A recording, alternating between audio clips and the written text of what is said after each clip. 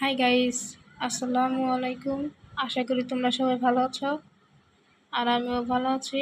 এটা আমার গরুর খামার আর গরুর জন্য খাদ্য কাইটে রাখছি।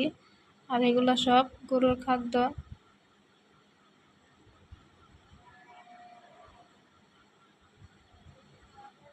আর ওই যে ডিশে তখন আমি ফ্যান রাখছি গরুর জন্য, আর ওটা খোল ভিজাইছি আর ওটা পানি।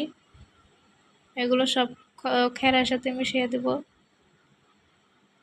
আর এগুলো আমার প্রতিদিনের কাজ। আর এটা হলো আমার নালি।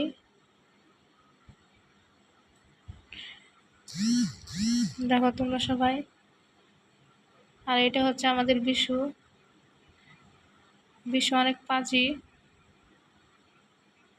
এই পাশে থেকে দেখো, এখন পরিষ্কার দেখা যাবে।